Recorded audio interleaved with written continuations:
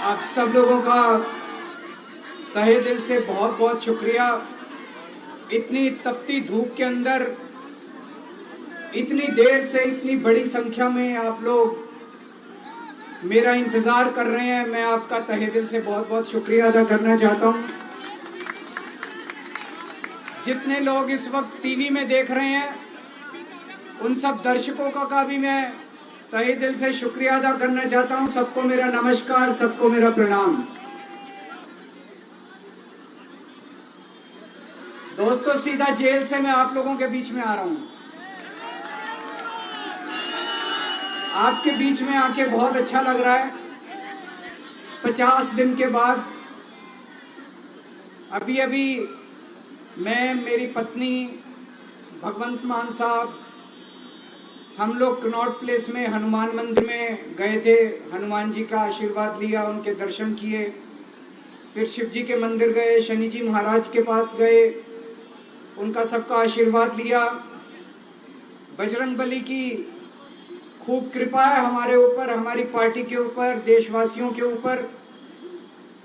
उन्हीं की कृपा से आज अचानक मैं आप लोगों के बीच में, नहीं तो किसी को उम्मीद नहीं थी कि चुनाव के बीच में मैं जेल से बाहर आ जाऊंगा।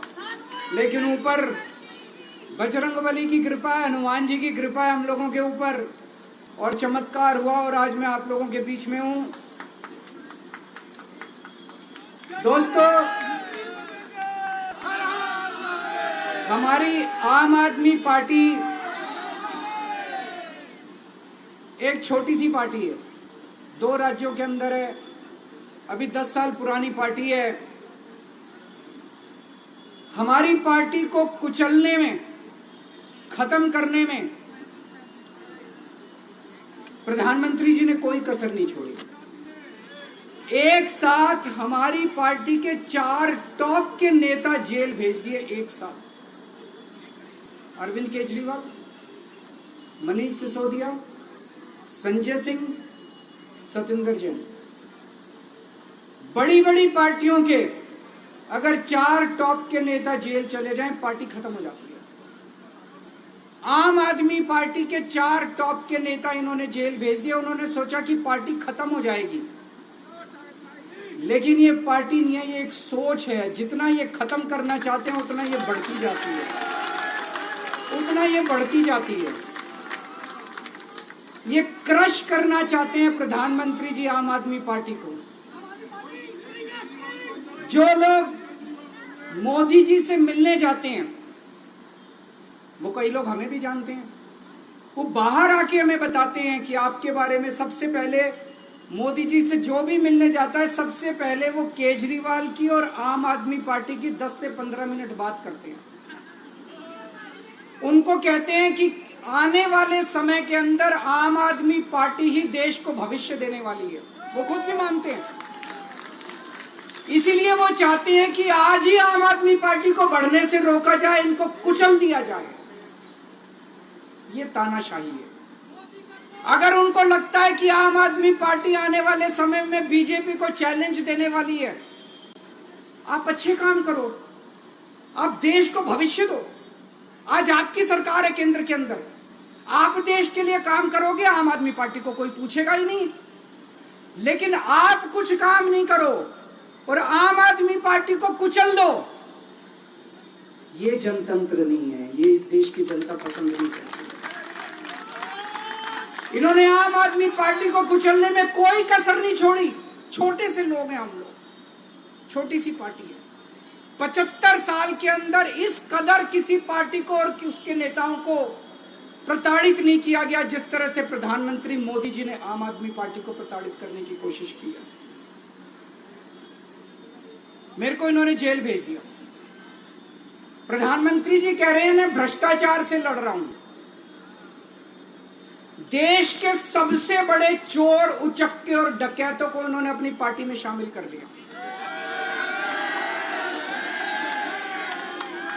जिन लोगों को 10 दिन पहले मोदी जी कहते थे 70,000 करोड़ का इसने घोटाला कर दिया, थोड़े दिन के बाद उसी आदमी को अपनी पार्टी में शामिल करके किसी को डिप्टी सीएम बना देते हैं, किसी को मंत्री बना देते हैं और उनके सारे ईडी और सीबीआई के मामले खत्म कर देते हैं और कहते हैं मैं भ्रष्टाचार से लड़ रहा हूं। मैं मोदी जी को कहना चाहता हूं, भ्रष्टाचार से अगर लड़ाई लड़नी है तो केजरीवाल से सीखो। प्रधानमंत्री जी, भ्रष्टाचार के खिलाफ लड़ाई केजरीवाल ने लड़ी है। 2015 में जब दिल्ली में हमारी सरकार बनी थी, हमारे एक मंत्री का एक ऑडियो मेरे पास किसी ने व्हाट्सएप कर दिया। उस ऑडियो में मेरा मंत्री किसी दुकान वाले से 5 लाख रुपए मांग रहा था। किसी मीडिया वाले को नहीं पता था, विपक्ष को नहीं पता था। आप लोगों को याद होगा, मैंने अपने खुद मंत्री को सीबीआई के हवाले कर दिया, जेल भेज दिया था अपने मंत्री को। ये होती है भ्रष्टाचार के खिलाफ लड़ाई। पंजाब के अंदर मेरा एक मंत्री भ्रष्टाचार में, मेरे को पता चला कि वो पैसे मांग रहा है। वहां पे मान साहब ने उसको, किसी को भी, विपक्ष को नहीं पता था, मीडिया को नहीं पता था, हमने अपने मंत्री को उठा के जेल में भेज दिया। तुम देश के सारे चोर उचक्के डकैतों को अपनी पार्टी में शामिल कर लो और केजरीवाल को जेल भेज दो और कहो मैं भ्रष्टाचार के खिलाफ लड़ रहा हूं। तो आप भ्रष्टाचार के खिलाफ नहीं लड़ रहे प्रधानमंत्री जी। आप देशवासियों को बेवकूफ मत समझो। देश बच्चे बच्चे की जुबान के ऊपर हो रहा है कि सारे चोर चक्कों को अपनी पार्टी में शामिल करके और ईडी और सीबीआई के सारे केस उनके रफा दफा कर दे। केजरीवाल को क्यों गिरफ्तार किया? केजरीवाल को गिरफ्तार करके उन्होंने एक मैसेज दिया है सारे देश को कि अगर मैं केजरीवाल को गिरफ्तार कर सकता हूं तो किसी को भी गिरफ्तार कर सकता हूं। कोई केस नहीं होगा, कोई मामला नहीं होगा, तब भी मैं तुमको गिरफ्तार कर सकता हूं। एक बेहद खतरनाक मिशन चालू किया हुआ है प्रधानमंत्री जी ने, बहुत ही खतरनाक। देशवासियों को यह समझने की, अब जब मैं बोलने जा रहा हूं, समझने की जरूरत है। उस मिशन का नाम है वन नेशन वन लीडर। देश के सारे नेताओं को खत्म करना चाहते हैं मोदी जी और इसको 2 स्तर के ऊपर इस मिशन को चला रहे हैं। जितने विपक्ष के नेता हैं उनको जेल भेजेंगे और जितने बीजेपी के नेता हैं उनको सबको निपटा देंगे, उनकी राजनीति खत्म करते जाएंगे, उनको सबको निपटाते जाएंगे। विपक्ष के अंदर आज इन्होंने मनीष सिसोदिया को जेल भेज दिया, संजय सिंह को जेल भेज दिया, सत्येंद्र जैन को जेल भेज दिया, केजरीवाल को जेल भेज दिया, हेमंत सोरेन को जेल भेज दिया, ममता दीदी के कई मंत्रियों को जेल भेज दिया, स्टालिन के कई मंत्रियों को जेल भेज दिया, केरला के सीएम के पीछे पड़े हैं। अगर ये चुनाव जीत गए, मेरे से लिखवा लो एफिडेविट के ऊपर, थोड़े दिन के बाद ममता दीदी जेल में होंगी, तेजस्वी यादव जेल में होगा, स्टालिन साहब जेल के अंदर होंगे, पिनरई विजयन जेल के अंदर होंगे, उद्धव ठाकरे जेल के अंदर होंगे, जितने विपक्ष के नेता ये सारे जेल के अंदर होंगे। अगर ये चुनाव जीत गए, इन्होंने बीजेपी का एक नेता नहीं छोड़ा। आडवाणी जी की राजनीति खत्म कर दी इन्होंने, मुरली मनोहर जोशी की राजनीति खत्म कर दी, सुमित्रा महाजन की, शिवराज सिंह चौहान जिसने मध्य प्रदेश का चुनाव जीत के दिया, इन लोगों ने, शिवराज सिंह चौहान ने उसको मुख्यमंत्री नहीं बनाया, उसकी राजनीति खत्म कर दी। वसुंधरा राजे की राजनीति खत्म कर दी इन्होंने, खट्टर साहब की राजनीति खत्म कर दी, डॉक्टर रमन सिंह की राजनीति खत्म कर दी। अब अगला किसका नंबर है? योगी आदित्यनाथ। अगर ये चुनाव जीत गए, मेरे से लिखवा लो, 2 महीने के अंदर उत्तर प्रदेश का मुख्यमंत्री बदल देंगे। योगी आदित्यनाथ की राजनीति खत्म करेंगे, उनको भी निपटा देंगे। यही तानाशाही है दोस्तों। वन नेशन वन लीडर ये चाहते हैं, एक ही तानाशाह इस देश के अंदर बचेगा, एक ही तानाशाह इस देश के अंदर बचेगा। हमारा देश बहुत महान है, 4000 5000 साल पुराना हमारा देश है।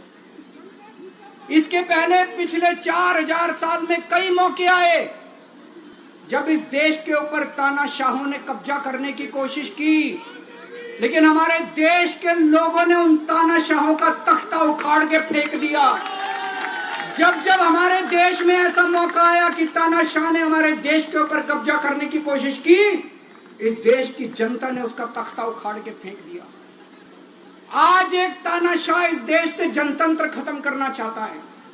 आज एक तानाशाह इस देश से लोकशाही खत्म करना चाहता है। मैं पूरे तन मन धन से लड़ रहा हूं, संघर्ष कर रहा हूं उस तानाशाह के खिलाफ। 140 करोड़ लोगों का साथ चाहता हूं मैं। मेरे अकेले के करने से नहीं होगा। 140 आज मैं आप लोगों से भीख मांगने के लिए आया हूं। 140 करोड़ लोगों से 140 करोड़ लोगों से भीख मांगने के लिए आया हूं। मेरे देश को बचा लो, मेरे भारतवर्ष को बचा लो, मेरा भारत बहुत इस तानाशाही से बचा लो मेरे दोस्त, मेरे देश को।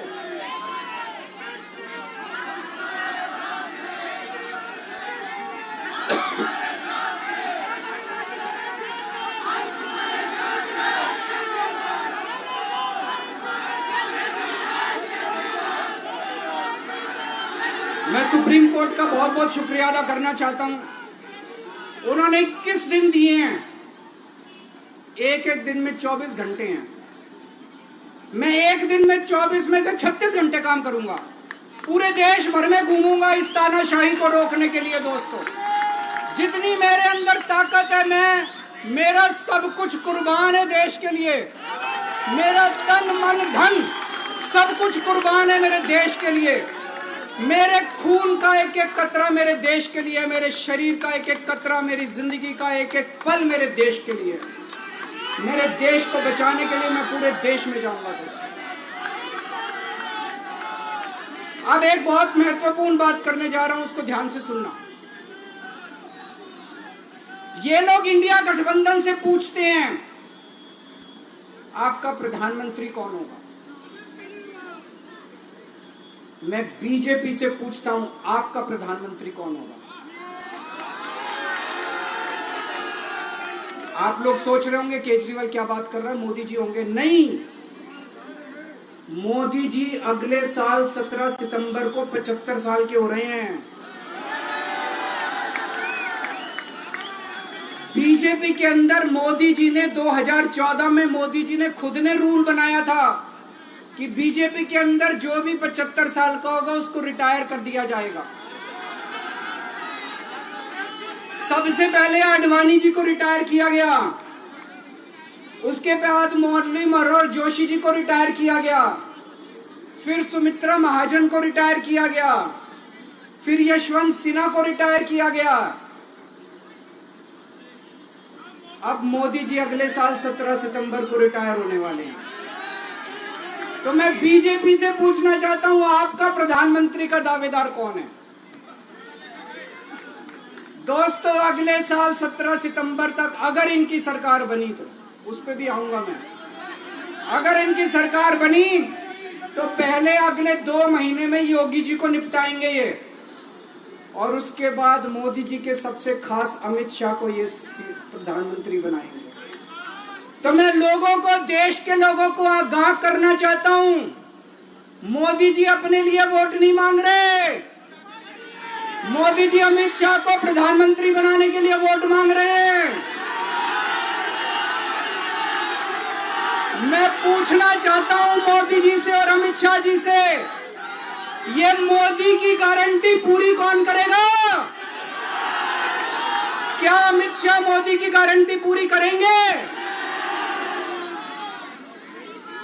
जब आप अगर जो वैसे तो मेरे को लगता है मैं भी आऊंगा उसके ऊपर, मुझे नहीं लगता इनकी सरकार बन रही है, लेकिन जो बीजेपी को वोट देने जाएं वो ये सोच के जाना कि आप मोदी जी के नाम पे वोट नहीं दे रहे, आप अमित शाह के नाम पे वोट दे रहे।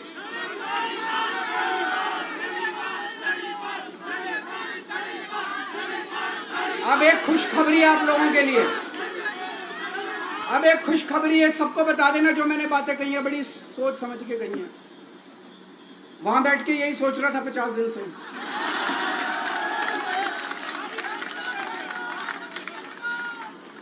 दोस्तों, पूरे देश के मेरे को बाहर निकले हुए 20 घंटे हो गए। इन 20 घंटों के अंदर भी मैंने रात भर में जनता से बात कर रहा था, लोगों से फोन कर रहा था।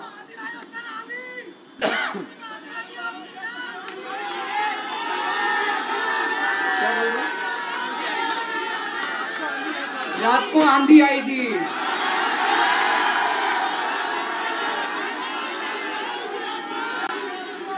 पिछले 20 घंटे में मैंने जो बातचीत करी है, कई बड़े बड़े एक्सपर्ट से बात की, चुनाव विश्लेषकों से बात की, सेफोलॉजिस्ट से बात की, जनता से बात की, फोन पे लोगों से। मेरा अपना आकलन है कि 4 जून के बाद इनकी सरकार नहीं बन रही, मोदी सरकार नहीं बन रही। दोस्तों, अगर मैं गलत हूं तो मेरे को बताना। हरियाणा में इनकी सीट कम हो रही है, राजस्थान में कम हो रही है, कर्नाटक में कम हो रही है, दिल्ली में कम हो रही है, बिहार में कम हो रही है, महाराष्ट्र में कम हो रही है, कर्नाटक में कम हो रही है, बंगाल में कम हो रही है, झारखंड में कम हो रही है। बढ़ कहां रही है? यूपी में कम हो रही है। बढ़ कहां रही है? बढ़ एक भी जगह इनकी सीटें नहीं बढ़ रही हैं। मेरा अपना मानना है, और सट्टा बाजार में भी जो चल रहा है, इनकी 220 से 230 के बीच में सीट आ रही है, उससे ज्यादा सीट नहीं आ रही।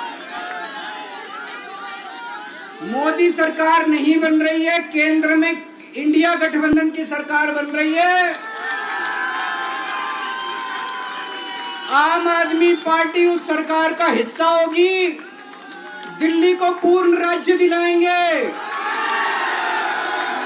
दिल्ली का एलजी लोगों का एलजी होगा, दिल्ली का एलजी दिल्ली वालों का एलजी होगा। गुजरात से आया हुआ अभी, दिल्ली के लोगों का एलजी होगा, दिल्ली के लोगों का विकास होगा। एक और पॉइंट है, जब मैं जेल के अंदर था तो कुछ लोगों ने यह मुद्दा उठाया, केजरीवाल सीएम पद से इस्तीफा क्यों नहीं देता। दोस्तों, केजरीवाल को कभी किसी पद का लालच नहीं हुआ। मैं अब मंत्री, मुख्यमंत्री, प्रधानमंत्री ये सब बनने नहीं आया। इनकम टैक्स में कमिश्नर की नौकरी करता था। कमिश्नर की नौकरी छोड़ के दिल्ली की झुग्गियों के अंदर 1 नहीं, 2 नहीं, 3 नहीं, 10 साल तक मैंने दिल्ली की झुग्गियों के अंदर काम किया है, सुंदर नगरी और नंद नगरी की झुग्गियों के अंदर, इनकम टैक्स कमिश्नर की नौकरी छोड़ के। जब मेरे को दिल्ली की जनता ने पहली बार सीएम बनाया, असूलों के ऊपर 49 दिन के अंदर सीएम पद से इस्तीफा दे दिया था। एक चपरासी की नौकरी कोई नहीं छोड़ता। सीएम बनने के लिए लोग अपना दायां हाथ कटाने के लिए तैयार होते हैं। मैंने खुद से अपने आप सीएम की कुर्सी को लात मार दी थी 49 दिन के अंदर। मेरे लिए सीएम पद इंपॉर्टेंट नहीं है। आज मैंने सीएम पद से इस्तीफा क्यों नहीं दिया जेल जाने के बाद? दोस्तों, पिछले 75 साल में भारतवर्ष में इतने राज्यों के चुनाव हुए, इतने राज्यों के चुनाव हुए, दिल्ली के अंदर सबसे ऐतिहासिक बहुमत से आम आदमी पार्टी जीती। 55-56% वोट, एक बार 67 सीट, एक बार 62 सीट। इतने भारी बहुमत से आज तक कोई राज्य की सरकार 75 साल में नहीं जीती। इतने भारी बहुमत से जीतने के बावजूद झूठा केस, अब उनको पता है वो हमें हरा नहीं सकते दिल्ली के अंदर। उन्हें पता है अगले 20 साल तक दिल्ली में आम आदमी पार्टी को कोई नहीं हरा सकता। तो उन्होंने एक षड्यंत्र रचा, राजनीतिक षड्यंत्र रचा। केजरीवाल को झूठे केस में जेल भेज दो, केजरीवाल को इस्तीफा देना पड़ेगा, केजरीवाल की सरकार गिर जाएगी। उन्होंने ये षड्यंत्र रचा। मैंने कहा मैं भी इस्तीफा नहीं दूंगा। तुम अगर जनतंत्र को जेल में कैद करोगे तो जनतंत्र जेल से चला के दिखाएंगे। दोस्तों, सरकार भी जेल से चला के दिखाएंगे। कतई इस्तीफा, तुम्हारे ट्रैप में फंसने वाले नहीं हम। ये अगर हेमंत सोरेन साहब को भी इस्तीफा नहीं देना चाहिए था, जेल से सरकार चलानी चाहिए। अगर हमने इस्तीफा दे दिया, ये तो बड़ा अच्छा इनके लिए। जिस राज्य के अंदर ये चुनाव हारेंगे उसके मुख्यमंत्री को पकड़ के जेल में डाल दो, सरकार गिरा दो। उसके मुख्यमंत्री को पकड़ के जेल में डाल दो, सरकार। आज मैं अगर दिल्ली की जेल के अंदर रह के दिल्ली की जेल से इस्तीफा नहीं दे रहा, वो इस तानाशाही के खिलाफ संघर्ष कर रहा हूं, इसको समझ लेना। केजरीवाल को किसी पद का लालच नहीं है। सीएम तो 100 सीएम की कुर्सी देश के नाम कुर्बान हो गई। मुझे पता चला, मेरे जेल जाने से बहुत लोग भावुक हुए, खासकर मेरी माँ, बहनें, महिलाएं बहुत रोई, कईयों ने बहुत मन्नतें मांगी।